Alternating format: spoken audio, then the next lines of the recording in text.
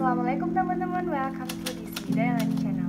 Di video kali ini sama pengen cuap-cuap sedikit. Jadi di video kali ini nggak ada tutorial, nggak ada traveling juga. Di video kali ini sama pengen kupas gimana tips skripsi, karena dulu setelah Salma lulus dan Salma dapat predikat buat jadi wisuda muda, banyak banget yang DM tanya, "Kak, kasih tips skripsi dong." Dan waktu itu lagi masa-masa Salma cari kerja, jadi Salma nggak ada waktu buat bikin video. Dan kali ini Salma pengen realisasikan video tentang tips skripsi yang semoga bermanfaat buat kalian. Jadi dulu berawal dari Salma mulai setelah PPL, karena Salma ambil FKIP di keguruan, jadi Salma ada PPL buat jadi seorang guru. Setelah itu Salma mulai mau KKN, dan di peralihan itu Salma udah mulai coba buat cari judul skripsi. Jadi yang sekarang lagi galau, lagi semester 6 atau lagi semester 5 yang udah mulai coba mikirin skripsi, yang udah coba cari judul, yang udah coba cari contoh-contoh skripsi, yang udah coba nonton kakak tingkat buat mungkin nonton gimana sih sidang dan lain-lain. Itu udah bagus banget. Waktu itu saat sama semester 5 ke 6 saat mau KKN, kalau nggak salah ya, Salma udah lupa semester berapa. Intinya waktu mau KKN Salma udah mulai coba tanya-tanya ke cutting. Jadi dulu ada suatu cutting yang sering Salma WhatsApp, namanya Mbak Tias. Kalau Mbak Tias nonton video ini, thank you very much, karena dulu Salma sering konsul sama cutting. Waktu itu mungkin Salma mulai ngerjain skripsi itu mulai dari sebelum sama KKN. Jadi waktu itu Salma ada perkuliahan drama, mungkin Salma lupa waktu itu semester 4 atau semester 5. Salma udah mulai nanya-nanya cutting tentang, "Mbak, menurut Mbak judul skripsi ini bagus gak sih buat Salma kerjain?" kayak gitu-gitu dan lain-lain. Lanjut sebelum KKN Salma udah mulai coba punya judul. Jadi sebelum KKN Salma udah punya judul ya teman-teman.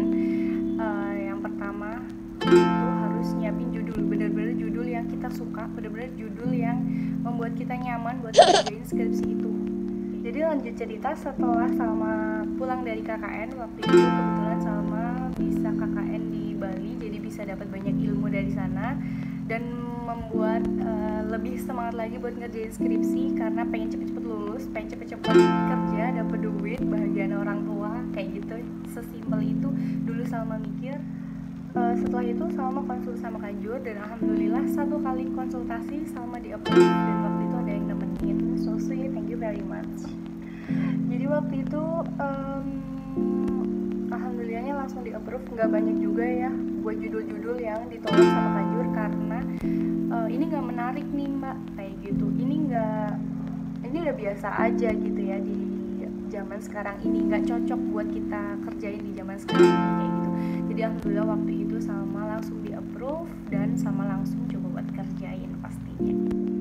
Mungkin tadi Salma terlalu banyak cuap-cuap ya di depan. Intro aja awal mula gimana Salma ngerjain skripsi yang benar-benar galau, anak yang masih semester dini dan pengen secepatnya ngerjain skripsi dan cepat selesai, kayak gitu.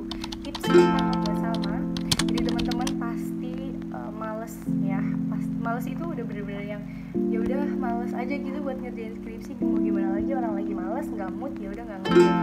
Tapi yang paling kita sering lakuin itu, kita males buat ngetik dan ngadep ke laptop daripada kita buat ngadep ke handphone gitu. Jadi kita lebih senang ngadep ke handphone dan lebih senang buat nonton sosial media kayak Instagram, Twitter, dan yang lain sebagainya. Makanya tips yang pertama yang mau Salma sampaikan, teman-teman matikan handphone atau paling enggak di mode airplane. Jadi benar-benar fokus sama laptop. Buat tips yang kedua, kali ini kita harus tahu apa itu previous thesis. Jadi kita harus tahu judul kita apa, dan sebelum judul kita ini lahir sebelumnya pasti ada dong yang nyangkut dikit judul orang, kayak gitu. Nah, kalian harus pahami tesis orang lain. Jadi bukan kita meniru, tapi kita memahami cara alur mereka ngerjain tesis itu atau skripsi itu. Maka kalau kita udah tahu alurnya kita bisa juga ambil alur yang seperti itu walaupun cuma nyangkut-nyangkut sedikit dan nggak persis gitu judul kita sama orang lain, tapi kita harus sering baca-baca, bener-bener teman-teman harus sering baca preview tesisnya orang lain, teman-teman harus sering baca skripsi orang lain yang itu tuh bermanfaat banget buat kita. Jadi dulu Salma sering banget ke perpustakaan itu karena memang waktu itu teman-teman Salma masih belum tertarik buat ngerjain skripsi, jadi Salma ngerjain skripsi dan ke perpustakaan baca skripsi orang itu benar-benar sendiri. Jadi jangan takut kalau misalnya kalian memulai dan kalian sendiri, itu gak masalah karena kalian berbeda dari orang lain. Jadi setelah kita tahu alur dari previous thesis, cutting atau orang lain yang sempat kita baca, kita bisa tulis di situ pohon skripsi ya, atau biasa sama namain itu, atau mapping. Jadi kita bisa tahu, kalau dulu waktu Salma kuliah, Salma dari bab 1 sampai bab 5, Salma harus tahu dulu apa aja yang harus Salma tulis. Kayak gitu. Jadi misalkan kita buat pohon skripsi, nanti akan Salma taruh di setelah video ini.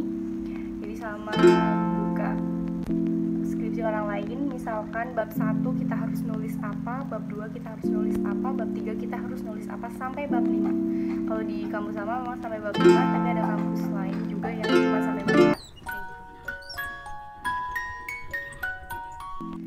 Jadi setelah kita tahu daftar isi dari skripsi cutting, kita bisa tahu apa aja yang harus kita tulis di skripsi kita nanti, bisa jadi panduan juga.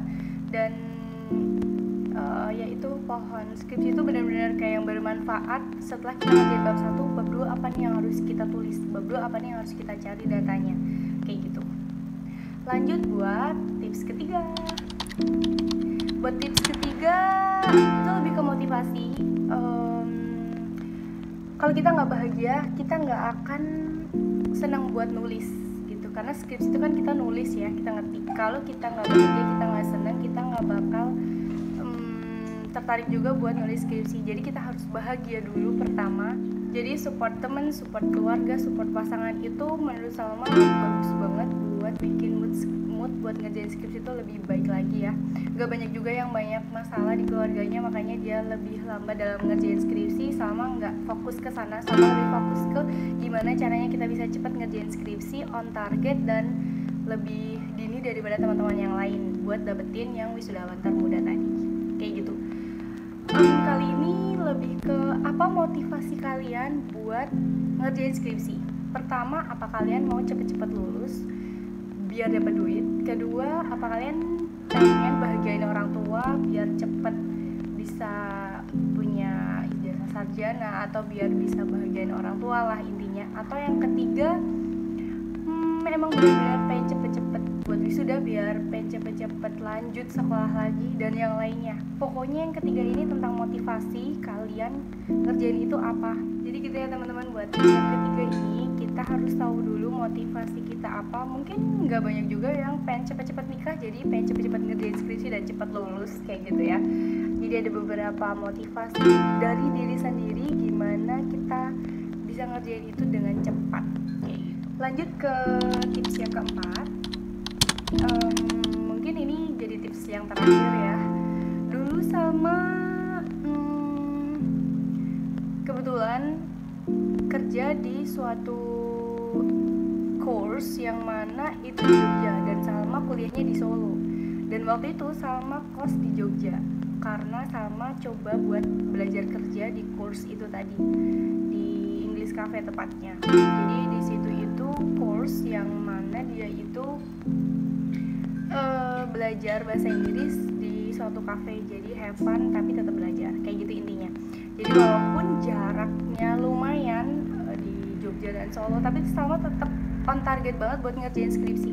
Jadi walaupun jarak dari Jogja ke Solo itu lumayan, tapi memang ada train, ada kereta yang 1 jam kira-kira jarak tempuhnya yang bisa Salma pakai. Waktu itu saat Salma kerja dan saat Salma ngerjain skripsi, itu tuh Salma nggak pernah males kalau misalkan ada revisi dari dosen. Misalkan kita ajukan ke dosen hari ini pagi atau siang, malamnya sama langsung kerjain revisinya. Kenapa? Karena nanti pasti kita bakal lupa. Kalau kita ngerjainnya 1 minggu kemudian, kita pasti bakal lupa apa yang harus kita revisi, apa yang dosen kita omongin hari itu waktu konsultasi kayak gitu. Jadi langsung aja kerjain revisinya itu sama ngajuin konsul, dan siangnya sama revisi, sorenya sama ngajuin ke dosen. Itu pernah, karena sama bener-bener masuk ke jalur yang sama tuh pengen cepet lulus gitu ya. Itu yang bener-bener orang nggak lakuin gitu kan. Jadi sampai dosennya pun bener-bener yang bosen, Sal kok kamu lagi sih. Mahasiswa lain itu nunggu 1 minggu, 2 minggu, atau 1 bulan buat konsul lagi gitu ya. Tapi kamu nggak nunggu lama, cuma 2 jam 3 jam konsul lagi, atau bahkan 1 hari ke depan konsul lagi. Sampai dulu sama sempet ada cerita sama konsul ke dosen, dan biasa lah ya, kita pasti nungguin dosen yang dan dapat giliran ke dosennya itu siang. Jadi padahal sama harus cepet-cepet kerja lagi ya buat sorenya ke Jogja buat ngajar di suatu prodi itu. Jadi sama coba buat beli tiket buat balik ke Jogja, tapi siangnya itu udah selesai konsul. Di situ banyak yang direvisi, sama nunggu sekitar 2 jam di stasiun karena memang dapat jadwalnya yang harus nunggu 2 jam. Waktu itu di stasiun Purwosari. Dan itu apa yang sama lakuin 2 jam di situ, sama nggak main Instagram, sama nggak main Twitter, sama nggak chat atau apa anything, tapi sama revisi. Bayangin revisi di stasiun, itu yang orang mungkin nggak lakuin ya. Orang ngelihat sama mungkin ngapain sih mbak buka laptop di stasiun kayak gitu ya. Tapi nggak banyak juga sih yang lagi di stasiun buat kerja atau karena nunggu waktu gitu ya, dan baca dan lain-lain. Menurut sama waktu itu karena sama pengen cepet gitu ya buat selesai skripsi ini, jadi sama bener-bener yang ada waktu 2 jam nih, yaudahlah sama kerjain revisian saat itu yang diminta dosen. Revisiannya apa langsung sama kerjain waktu itu juga. Di keesokan harinya paginya sama ke Solo lagi buat konsultasi. Kayak gitu aja terus, pokoknya bener-bener dimana ada waktu longgar buat revisi, jalanin aja, jangan nunda. Kalau nunda udah pasti males, udah pasti lupa apa aja sih yang direvisi, kayak gitu-gitu. Buat revisian ini jangan lupa juga buat siapin note atau buku gitu, dimana apa yang dosen kalian sampaikan harus kalian tulis. Oke teman-teman, jadi sekian video tentang tips skripsi dari Salma. Semoga bermanfaat, semoga kalian bisa memulai buat ngerjain skripsi lebih dini daripada teman-teman kalian, sampai kalian bisa dapetin predikat-predikat yang excellent gitu, nggak cuma cum laude, tapi bisa juga dapetin predikat wisudawan termuda yang sama pernah dapetin termuda dan cum laude. Keren banget, pasti orang tua kalian bakal bahagia. Tetap semangat buat ngerjain skripsi teman-teman. See you in the next video. Bye.